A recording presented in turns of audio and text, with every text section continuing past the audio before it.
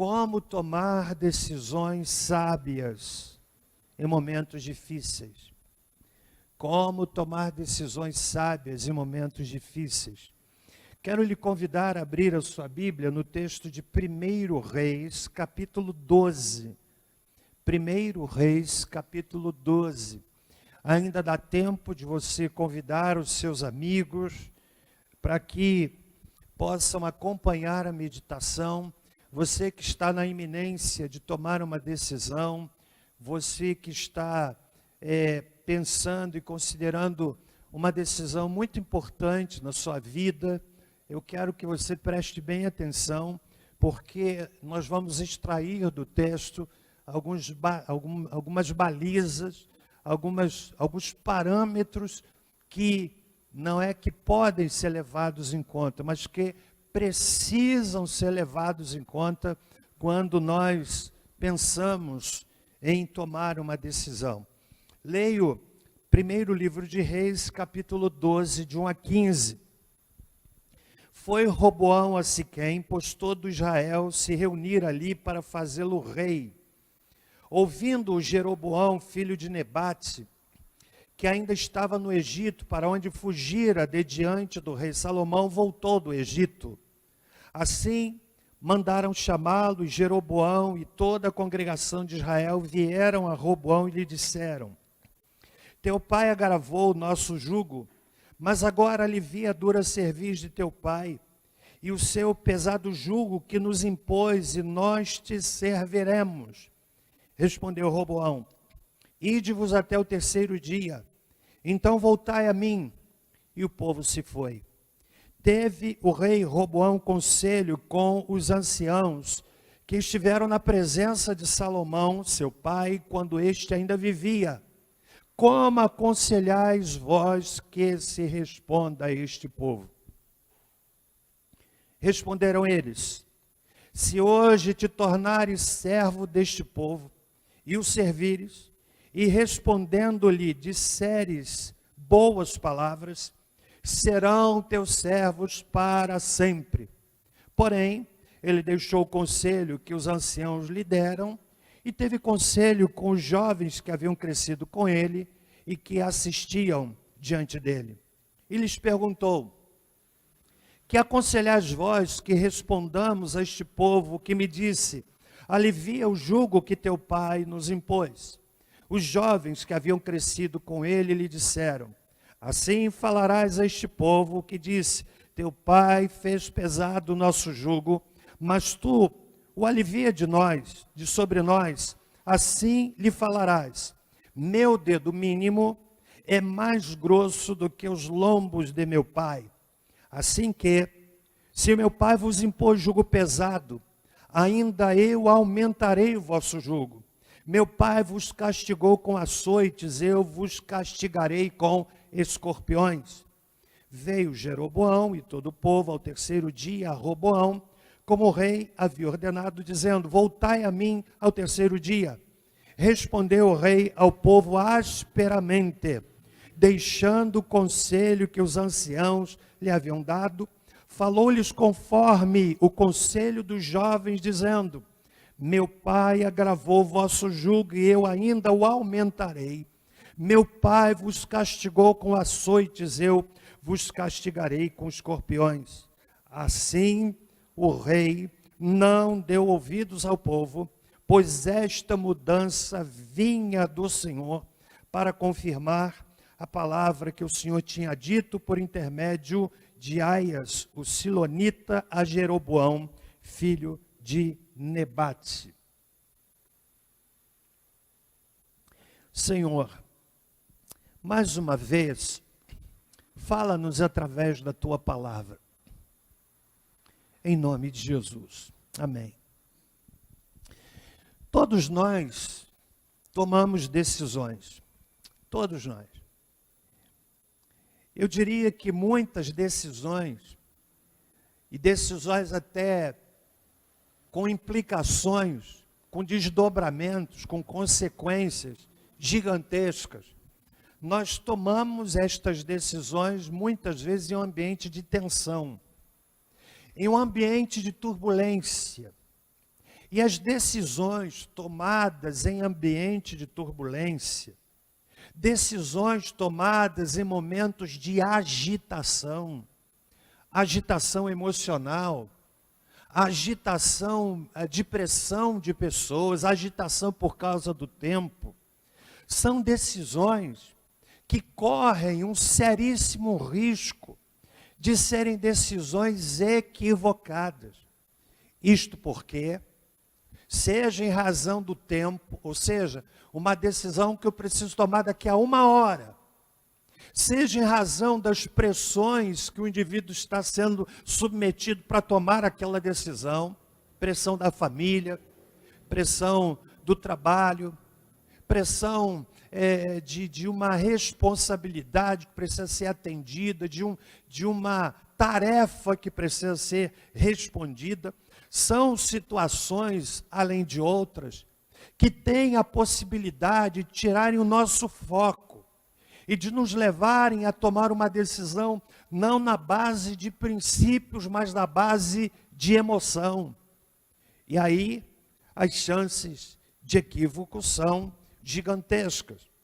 Por isso que nessa manhã, o Espírito Santo pôs no meu coração compartilhar com os irmãos que estão aqui, com aqueles que estão me ouvindo em casa, com aqueles que vão acessar esta gravação oportunamente, pensarmos um pouco sobre como tomar decisões sábias em momentos difíceis.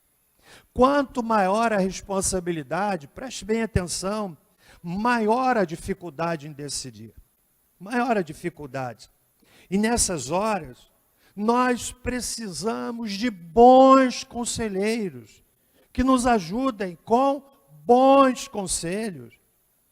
Eu quero dizer ainda, irmão, irmã, amigo, você que me ouve, que embora a decisão seja sua, você até pode terceirizar a decisão que é sua, mas a responsabilidade, a consequência da decisão que era sua e que você terceirizou, deixou que outro decidisse, atente para o fato de que você terceiriza a decisão, mas não pode terceirizar a consequência da decisão. Por isso, é importante ter algumas balizas, ter alguns parâmetros. Eu quero nessa hora, nessa manhã, extrair do texto parâmetros que têm a ver com conselhos, para que nós possamos tomar decisões sábias em momentos difíceis. Este capítulo 12 do primeiro livro de Reis, ele é interessantíssimo. Em primeiro lugar, porque marca o encerramento do reinado de Salomão. Salomão foi rei de Israel e ele é uma figura muito interessante. Salomão, ele reinou por 40 anos, o mesmo tempo que Davi reinou, o mesmo tempo que Saul reinou, conforme está em Atos capítulo 13. Nós não sabemos bem com que idade Salomão começou a reinar, porque na verdade ele foi levado ao trono quando ainda Davi estava vivo.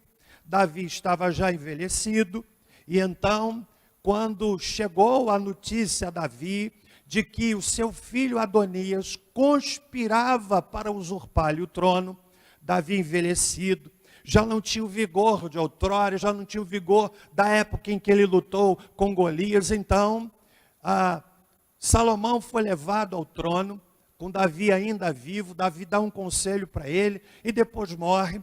Nós não sabemos, portanto, com que idade, né, com que idade Salomão começou a reinar. E nem mesmo não temos uma informação precisa acerca da idade com que ele morreu.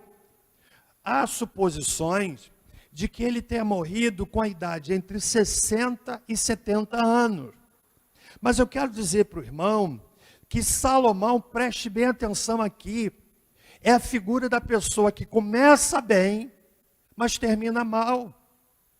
Começa bem e termina mal. Eu quero especialmente dar essa palavra para aqueles de nós já antigos na vida espiritual, que contam o seu momento presente, valendo-se da experiência passada. Eu quero que você entenda que a dinâmica do reino de Deus não funciona acima do pretérito, acima do passado, em cima do passado, mas sim em cima do presente. Que bom que você no passado fez coisas maravilhosas. Que bom que no passado você foi poderosamente usado por Deus. Que bom que no passado você pregou e pessoas se converteram. Que bom se no passado você orou e endemoniados foram libertos. Mas o que eu quero dizer para você é que a história pretérita, a história passada, ela não tem peso do ponto de vista da dinâmica do reino, porque a dinâmica do reino é presente. A questão não é o que eu fui, a questão é o que eu sou. A questão não é o que eu fiz, mas sim o que eu faço. É bom começar bem, claro que sim, mas o melhor é terminar bem. E sabe de uma coisa? Salomão começou bem e terminou mal. Esse é o primeiro ponto. Eu não vou aqui avançar muito, mas eu preciso trabalhar um pouquinho essa ideia. Como é que Salomão caiu? Pensa no camarada que foi, depois de Jesus, a pessoa mais sábia que pisou a terra. Pensa numa pessoa que tudo que punha a mão, Deus fazia prosperar. Pensa numa pessoa que recebeu algo de Deus. Ele pediu, o que é que você quer, Salomão? Ele pediu, eu quero sabedoria. E a sabedoria dele se manifestou de forma concreta. Tudo que Salomão punha a mão, Deus fazia prosperar. Mas ele envelheceu. E aí eu leio esse texto, irmãos, eu leio com um temor tremendo. Eu estudava esse texto, eu vou ler para você, para que nós entendamos onde foi que Salomão se equivocou. Eu li esse texto e eu fiquei dizendo, Senhor, não me deixa ser como Salomão, terminar mal. Senhor, eu não quero terminar mal. Eu não quero terminar mal. Onde foi que Salomão se desviou? Está aí no primeiro livro de Reis, capítulo 11. E eu estou dizendo que esse texto marca, então, o encerramento do reinado de Salomão. Olha o que diz o verso 1, capítulo 11, 1 Reis. Além da filha de Faraó, o rei Salomão amou muitas mulheres estrangeiras, moabitas, amonitas, edomitas, sidônias e etéias, das nações de que o Senhor tinha dito aos filhos de Israel, não entrareis em contato com eles, e eles não entrarão em contato convosco, porque perverterão o vosso coração para seguires os seus deuses. A estas se apegou Salomão pelo amor. Mais adiante, verso 3. Pensa que, olha que coisa estranha. Tinha 700 mulheres princesas, 300 concubinas. Suas mulheres lhe perverteram o coração. No tempo da velhice de Salomão, suas mulheres lhe perverteram o coração para seguir a outros deuses. E o seu coração não era completamente leal para com o Senhor seu Deus, como fora o de Davi, seu pai. Salomão seguiu a Astarote, deusa dos Sidônios, e a Milcom, a abominação dos Moabitas. Assim fez Salomão o que era mal aos olhos do Senhor, e não perseverou em seguir ao Senhor como Davi, seu pai. Nesse tempo edificou Salomão o alto Aquemós, abominação dos Moabitas, sobre o monte que está diante de Jerusalém, e a Moloque, abominação dos filhos de Amon. Assim fez para com todas as suas mulheres estrangeiras, as quais queimavam incenso e sacrificavam a seus deuses. Olha para mim, é a mesma pessoa que construiu o templo, ornado em ouro, que consagra o templo numa oração magnífica. E quando Salomão consagra o templo, a glória de Deus invadiu, encheu o templo, de tal maneira que, diz a Bíblia, que ninguém conseguia ficar em pé.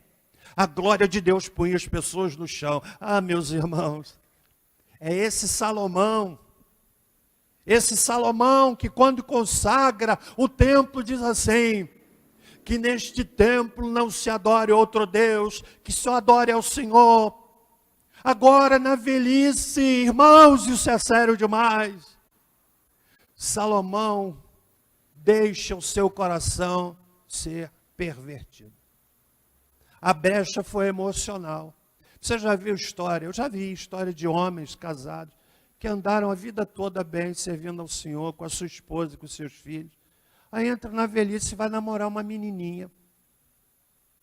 Deixa o casamento, a gente fica assim, como é que pode? O cara era professor na escola dominical, ele era fulano de tal, ele fazia.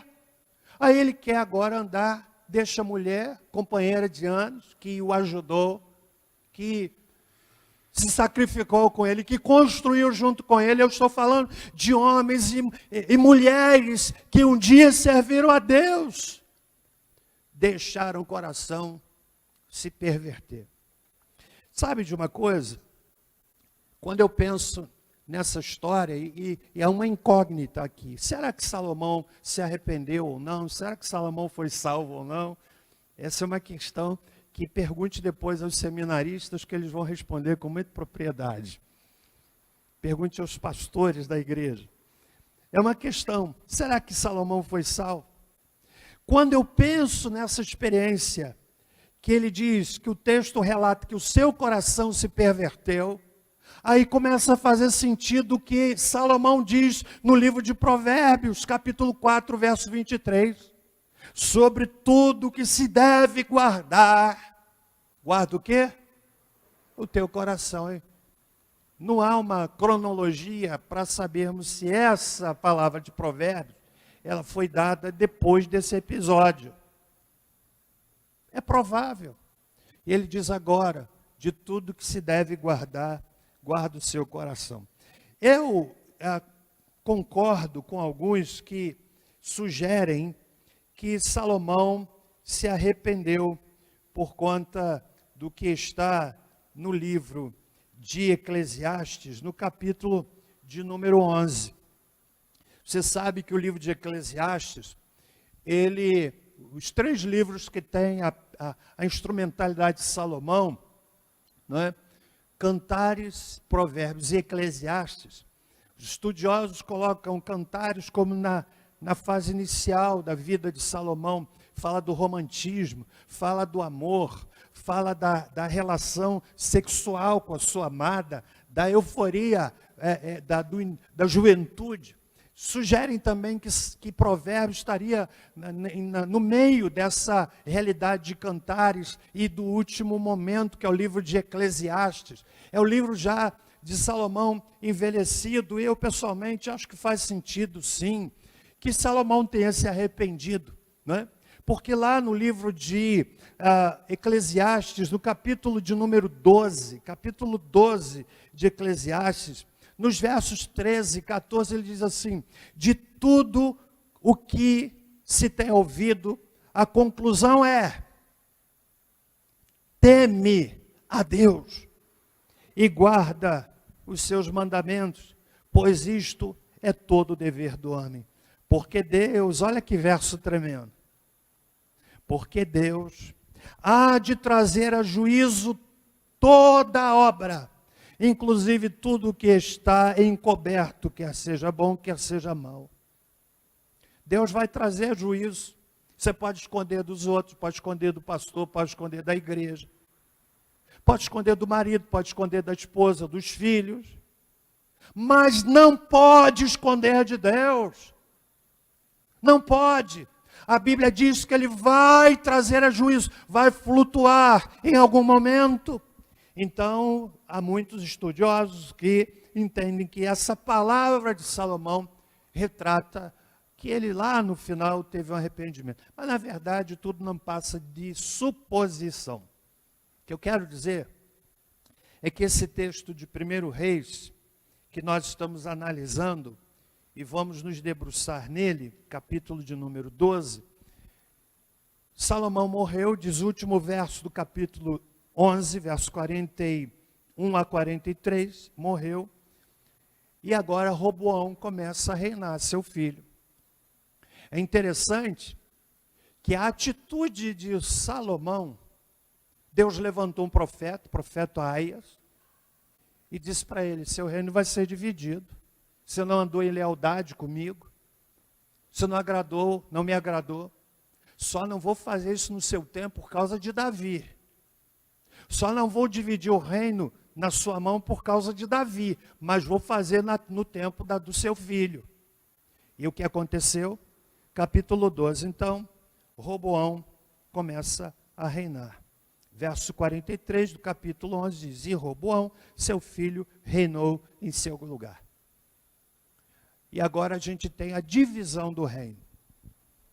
Roboão começa a reinar, e tudo que está registrado no capítulo 12, ele tem a ver com o início do reino dividido. Uma parte fica com Roboão, que vai liderar 2 tribos ou famílias, chamando o reino de Judá, com capital em Jerusalém, e Roboão, que por uma conspiração e por uma atitude de uma escolha errada que Roboão fez, mas tudo estava debaixo do desígnio do Senhor, Jeroboão, então, assume 10 tribos, chamado Reino de Israel, com capital em Siquém. Mas o que eu quero chamar a sua atenção, além de dizer que esse capítulo 12 é uma dobradiça, é como se a monarquia, centralizada na figura de Salomão, agora se parte. E temos aí 2 partes, o reino dividido. E tudo começou por causa de Salomão. Deus estava debaixo de tudo, estava melhor, acima de tudo, controlando tudo. Marca então a divisão do reino. Aí vem Roboão. Ele vai aos anciãos, nós lemos aí, o povo, a construção do templo e tudo mais que Salomão fez, foi debaixo de uma dureza muito grande. O povo estava cansado. E agora que Salomão era morto, Roboão assume o trono, e as pessoas vão a Roboão: olha só, diz aí o texto, né? No versículo 4, teu pai agravou o nosso jugo, mas agora alivia a dura cerviz de teu pai, e o seu pesado jugo que nos impôs, e nós te serviremos. Em outras palavras, olha, pega leve agora, e nós vamos te servir. Roboão novo, ele então ouve aquele pedido, e diz o texto no verso de número 5, que ele falou o seguinte: olha, por favor, vocês vão então, daqui a 3 dias voltem, porque eu vou dar a resposta. Daqui a 3 dias eu volto. Então, o verso 6 diz que Salomão vai aos anciãos, pede conselho a eles. Aqueles que estiveram na presença de Salomão, está no versículo 6, e faz essa pergunta: como aconselhar vós que se responda a este povo? Em outras palavras, o que é que eu digo? Ele reúne o conselho dos anciãos, gente com cabelo branco, gente experimentada, talvez gente com face enrugada, cicatrizes do tempo, gente que conviveu com Salomão, que viu os acertos e os erros, que conviveu com um homem sábio, e eles fazem a pergunta: o que eu falo? Era um momento difícil, não era verdade? O que eu digo para esse povo? E eles disseram assim, verso 7: se hoje te tornares servos deste povo, e o servires, e respondendo-lhe disseres boas palavras, serão teus servos para sempre.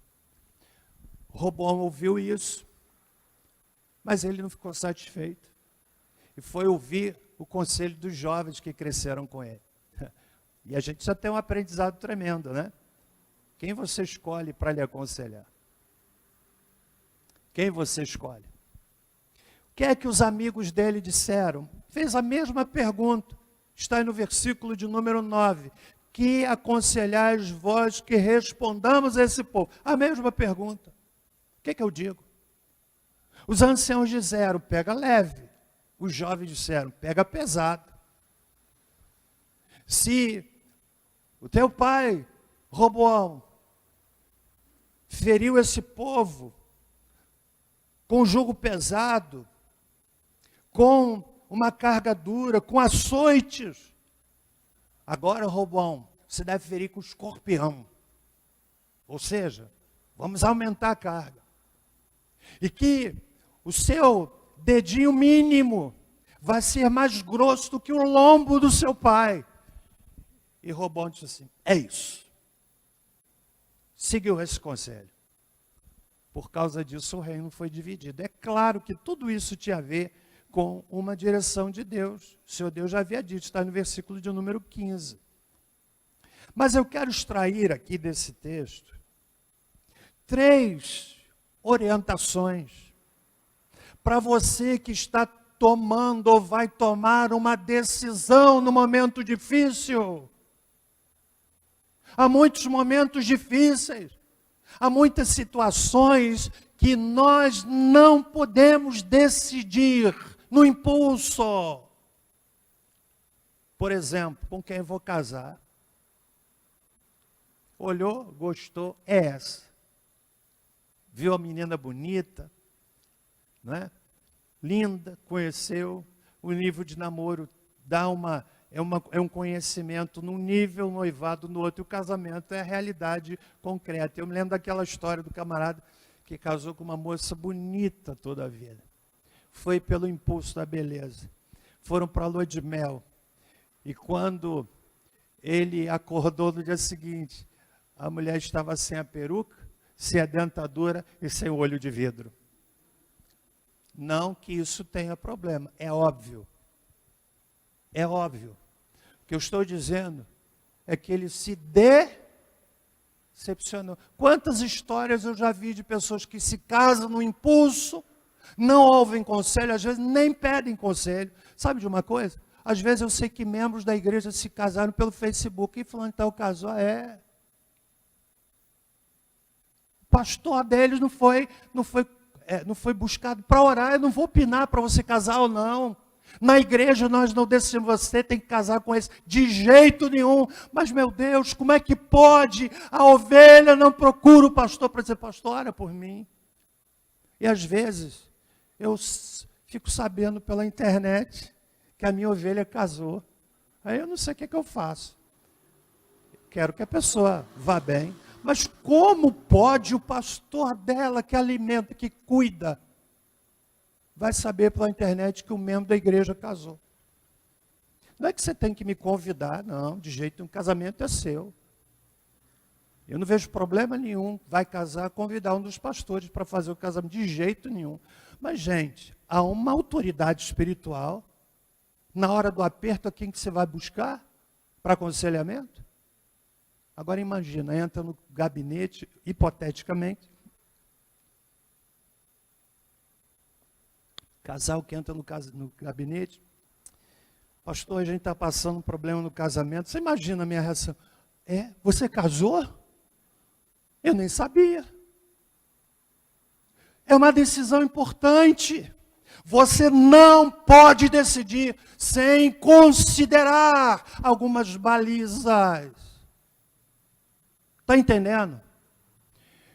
Deixe-me dizer aqui uma coisa importante. Nós vamos, Débora e eu, para 42 anos de ministério aqui nessa igreja.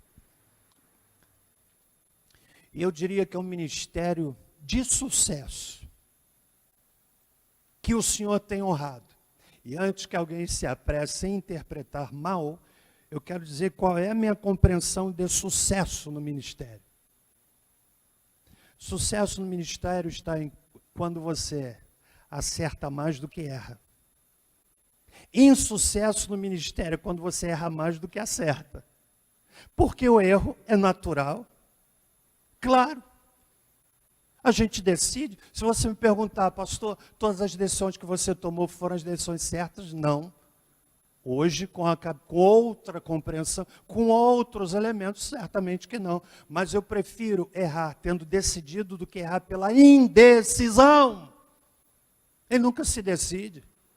Então, quais são as balizas que eu quero levantar? E são 3 aqui no texto. Estão comigo até aqui? Meu irmão, eu sei que o Espírito Santo está dando palavra para você agora. Amém, gente? Você que está me ouvindo em casa, você que está aqui, segura essa palavra, irmão. Ela foi buscada no joelho em casa. Senhor, o que é que eu digo para o povo amanhã?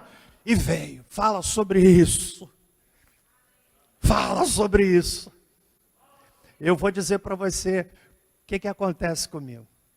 Quando eu estou em casa, eu tenho uma dinâmica de preparar o meu sermão.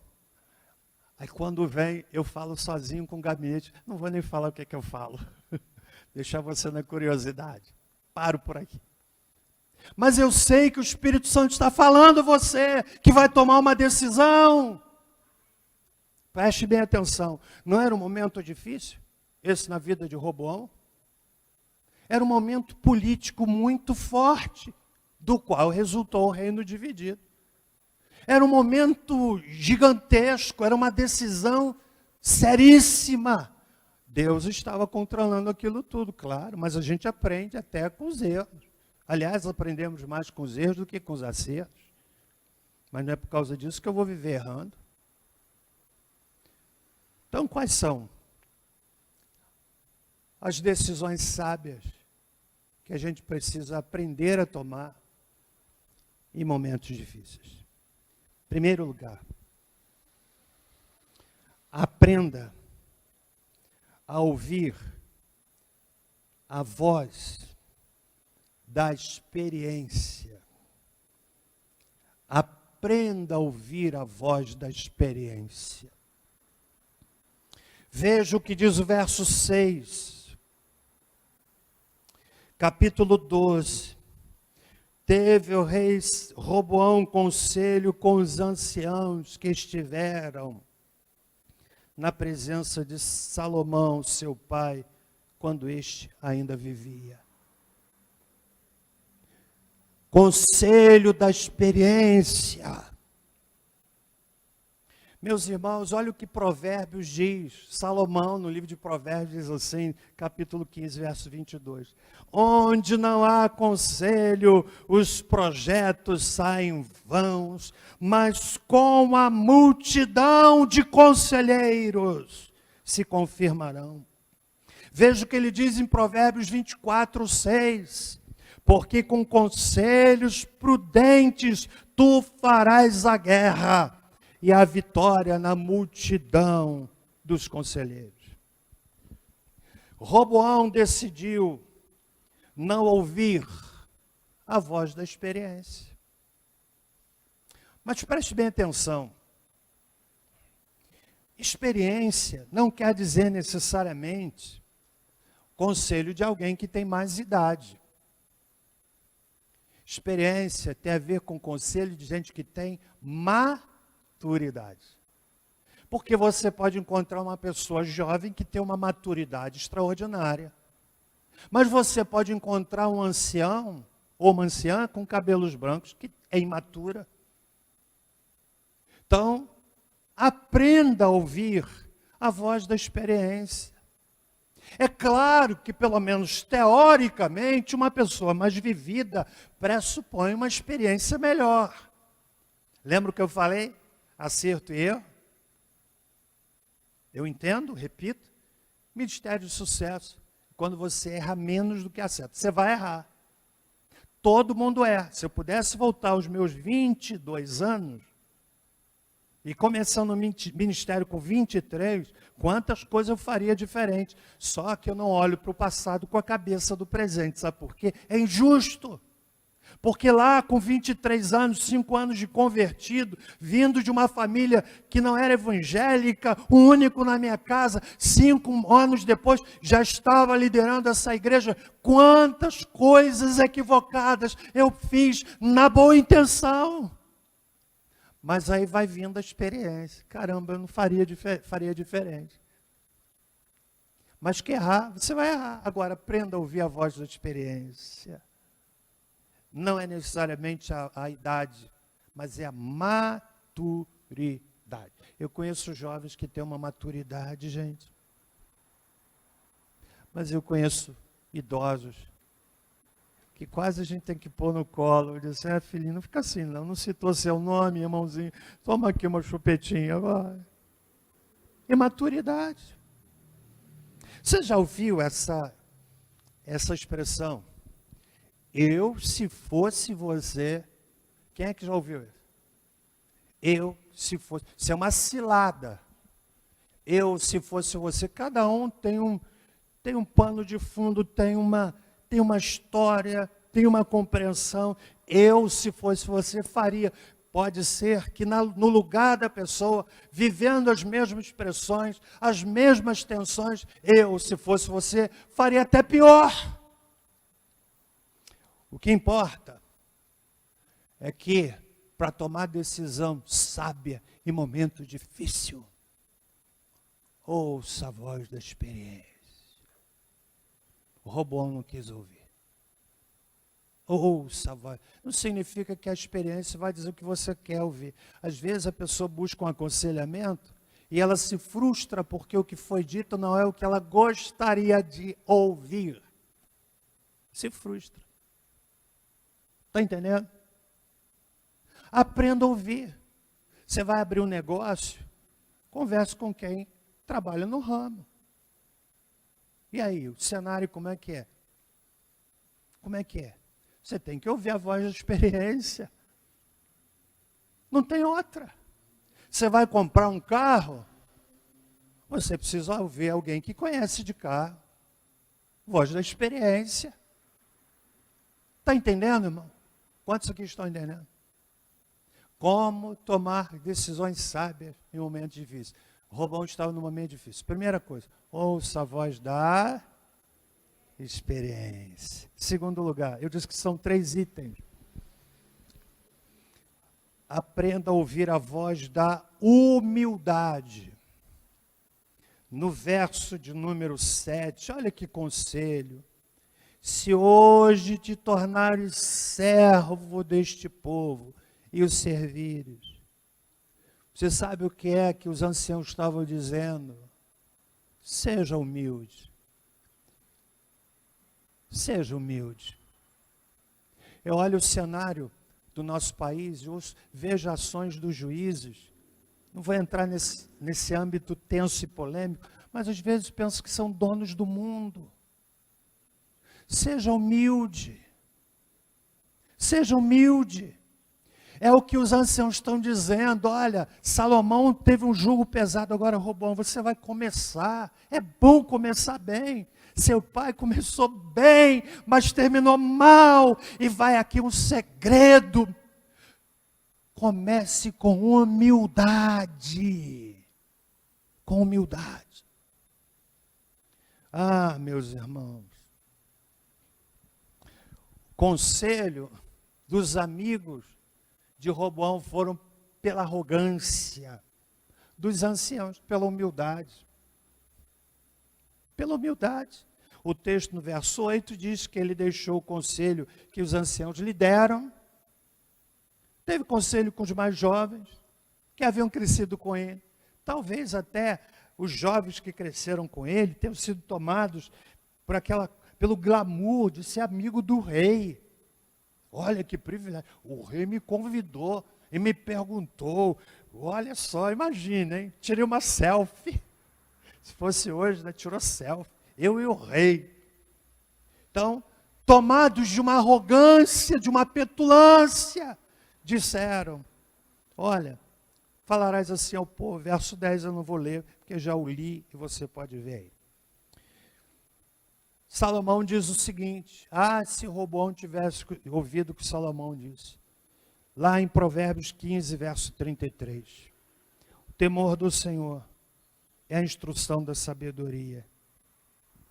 E diante da honra vai o quê? Humildade. O temor do Senhor é a instrução da sabedoria. E a humildade precede a honra. Significa que a honra tem atrás, ou à frente de si, melhor dizendo, a humildade. Humildade. Humildade até para reconhecer que errou. Humildade até para pedir perdão. Eu já precisei pedir perdão a alguns líderes da igreja. E uma coisa importante: se a situação foi pública, não cabe pedir de perdão no reservado. Tem de ser pública. Uma ocasião, eu não fui delicado com um determinado líder numa reunião. Eu podia procurá-lo depois, irmão, você me perdoa, não. Na reunião mais adiante, com o mesmo grupo, eles nem entenderam. Pedi perdão. Sabe por quê?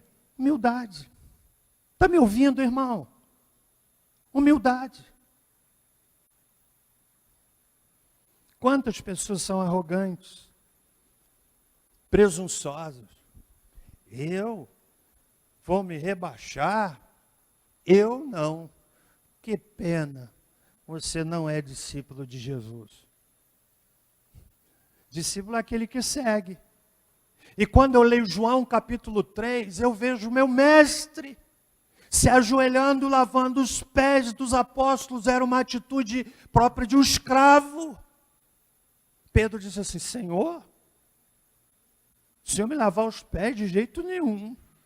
Aí Jesus disse assim: Pedro, se você não permite que eu faça, você não tem parte comigo. O que eu faço você não entende agora, depois vocês vão entender. E eu estou fazendo isso para que vocês tenham um exemplo. Sabe o que é isso? Humildade. Líder de célula, seja humilde. Diácono, seja humilde. Irmão, seja humilde.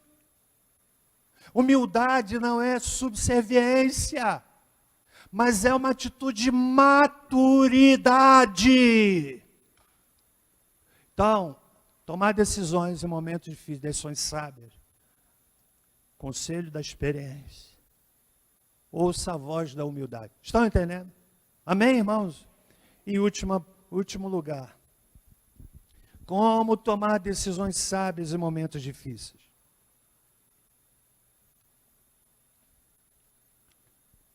Aprenda a ouvir a voz da conciliação.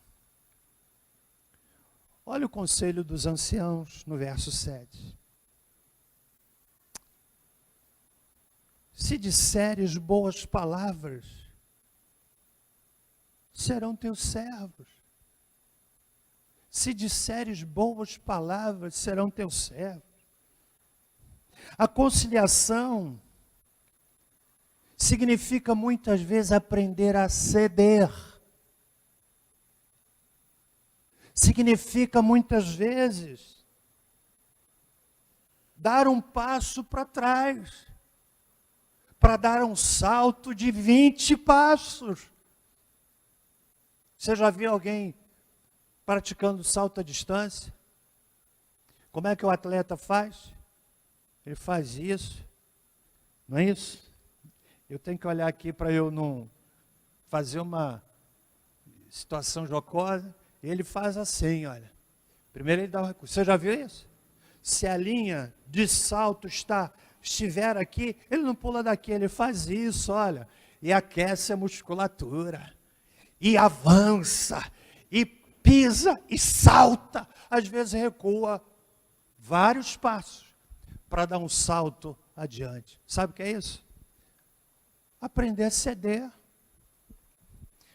Meus irmãos, já ouviu essa palavra? Dou um boi para não entrar numa briga. Dou uma boiada para não sair. Quem é que já ouviu isso? Já ouviu? Isso não é bíblico. Eu diria que o ideal é assim, eu dou um boi para entrar numa briga. E dou uma boiada para sair dela. Roboão não ouviu a voz da conciliação, a voz da paz. Sabe o que é que o Senhor Jesus Cristo diz no Sermão da Montanha, no capítulo de número 5? Leia comigo, 5 de Mateus, caminhando já para o fim, no verso 9. Bem-aventurados os pacificadores, porque eles serão chamados filhos de Deus. Ouça a voz da pacificação, da harmonia, da conciliação. Às vezes você vai buscar conselho de gente que incendeia, joga mais gasolina. Fez isso com você? Mas como é que pode? Aí vem a cilada. Eu, se fosse você, se você cai nessa armadilha, sabe o que você está dizendo? Eu sou uma marionete na mão de quem me aconselhou. Eu, se fosse você, faria isso, isso, isso. Aí você, sim, está sendo todo controlado e vai, faz o que a pessoa fez. E quando der errado, ela diz, eu não tenho nada a ver com isso não. Eu falei, mas você que decidiu. Está entendendo? A voz da pacificação, irmãos. Salomão diz em Provérbios 12, 20, eu estou caminhando para o fim. Engano há no coração dos que maquinam o mal, mas o gozo, a alegria para os que aconselham a paz. Provérbios, capítulo 12, verso 20. Provérbios 12, 20. A harmonia, a fraude no coração dos que maquinam o mal, mas a alegria tem os que aconselham a paz. Finalizando, como tomar decisões sábias em momentos difíceis.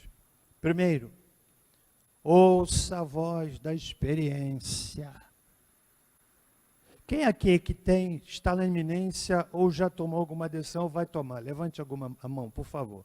Você vai tomar alguma decisão. Amado, ouça a voz da experiência. Não é que a experiência vai decidir por você, mas vai aclarar. Vai te levantar pontos que talvez você não esteja vendo. E guarde uma coisa, a vida é uma só. A vida é uma só.